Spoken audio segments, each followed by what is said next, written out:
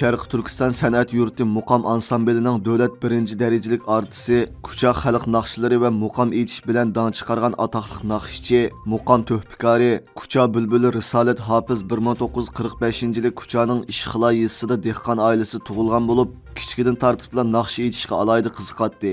Başlangıç maktabda o'qiyotgan vaqtlardan tartib yangroq ovoz bilan Kucha xalq naqshlarini aytib, maktabdagi o'qituvchi va o'quvchilarning yuqori bahosiga erishgan.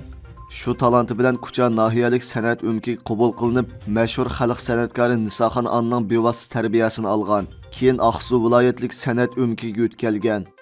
1980-yili Muqam ansamblining dastlabki asosi bilan avtonom rayonlik Muqam tadqiqot ishxonasiga o'tkazilgan. Shundan boshlab toki pensiyaga chiqquncha Muqam ansamblida ishlagan. Bu jarayonda o'mak tarkibida 10 necha davlatga chiqib o'yin qo'yishga qatnashgan. Nurg'un mukofotlarga erishgan. 12 muqamni qizish, ratlash, o'nga ilish ishlarida belgilik to'hfa qo'shgan. Risolat Hafiz ayni vaqtda Nisoxon ondan o'rgangan bir qo'lda do'ttir, bir qo'lida dopchilib Kucha xalq naqshlarini aytishdan iborat mahoratni o'zi pishiq o'rganishdan boshqa Aytilla Ala, Tursungul Samsaq, Risolat To'mir qatorliq shogirdlarga yaxshi o'rgatib, ularning san'at hayotiga birdan-bir ustozi bo'lgan. Risolat Hafizning vakillik naqshlari Mirajixon, Osmonada oy barmi, Kariz naqshisi, Gulyarxon, Barsila Billi Barayli, Livan Yala qatorliqlar.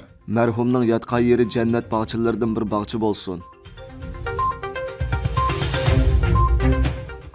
Amerika xabar iqimi torining 4-dekabr kuni e'lon qilgan maqolasi qaraganda, Xitoy hozir fuqarolarni umumyuzlik kuzatish va kontrol qilish davriga kirgan bo'lib, mamlakatning hamma joyiga 400 million kamera o'rnatib, dunyodagi eng chong ta'qib nazorat davlatiga aylangan. Maqolada aytilishicha, Amerikadagi axborot hammadan muhim nomli programmada ta'qib nazorat davlati jamiyatni kontrol qilishning yangi davrini boshlamoqchi bo'lgan Xitoyning urinishlari nomli yangi kitob haqida suhbat elib berilgan. Kitob avtorlaridan Wall Street jurnali muxbiri Liza Lin bilan Josh Chin Xitoy hukumati to'plagan sonliq ma'lumotlarning boshqa har qanday davlatdan eshib ketganligini, Amerika kirmini jilg'isidan kelgan ilg'or texnikalarning bu ishga qanday yordam berganligini, Uyg'ur rayonidagi xalqni kontrol qilish uchun Xitoyning o texnikalardan qanday foydalanganligini aytgan. Ular yana Xitoydagi kameralarning 400 milliondan oshganligini, Xitoy hukumatining Xitoydagi 1 milliard abonentining aql foniga bemalol kirib tekshirib, Xitoyning xavfsizligiga chetiladigan har qanday uchurni suzib ola oladiganligini bildirgan. Suhbatda ma'lum bo'lishicha, Uyg'ur rayoni Xitoyning eng dastlabki ta'qib nazorat sistemasi qurgan va sinov qilgan bazasi bo'lib, undan keyin Xitoy hukumati bu sistemani ichkari Xitoyga, hatto Osiyo, Afrikadagi boshqa davlatlarga kengaytgan. Ürümchida yashaydigan qozoq Janargul Jumatay yaqinda bir dangli qozoq kishiga qutqizib olish talab xati yozgan. U xatida o'zining turishlik yerlik hukumatdan muvofiq o'tloq to'liqlamasi va ko'chirish to'liqlamasini elish jarayonida yerlik hukumat tarafidan xatarli kishilar tizimiga kirgizilib, 2017-yil 26-sentyabrdan boshlab Xitoyning atalmış tarbiyalash o'rinlariga so'lab qo'yilgan ekan. Qo'yib berilgandan keyinmi yerlik saqchilar yanada uni va oilasidagilarni kuzatib turganligini, normal sirtga chiqib ishlashga, pasport iltimos qilishga amalsiz qolganligini, hatto doktorxonaga borsimi kasal ko'risish jarayonida daxl taruzga uchrashidan ansirab, majburiy ruhiy kasallar doktorxonasiga avatilishidan qo'rqqan. Yan telefonini xotirjam qo'ldan olmaydi ekan.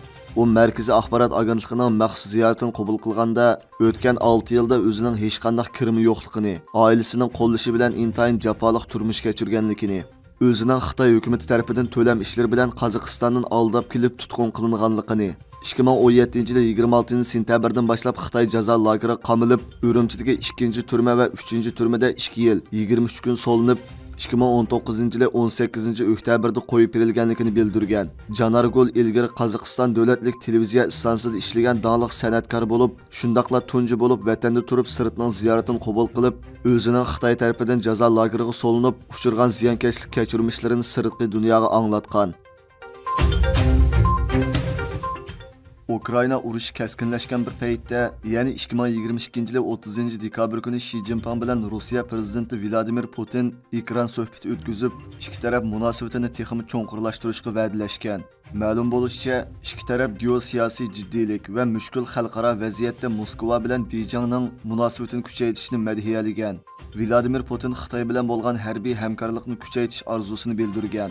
Reuters agentligining xabar qilishicha, Putin Shi Jinpingga o'zlariga g'arbdan kelayotgan mislsiz besim va ig'vogarchilik oldida yer shari geosiyosiy manzarasi davomlashayotgan o'zgarishlarning sabablari, jarayoni va logikasi haqida o'xshash fikrga ega ekanligini bildirgan.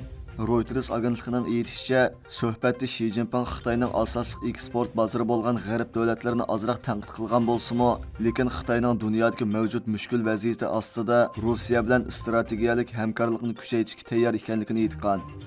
Suhbatda yana Putin Shi Jinpingni kelar yili bahor faslida Rossiyaga qarata davlat ishlari ziyoratida bo'lishga taklif qilgan. Putinning aytishicha, bu butkul dunyoga Rossiya bilan Xitoyning ochqishlik masalalardagi munosabatining kuchli ekanligini ko'rsatib berdi ekan. Putin yana Xitoy bilan bo'lgan harbiy hamkorlikni kuchaytirish maqsadining borligini bildirgan.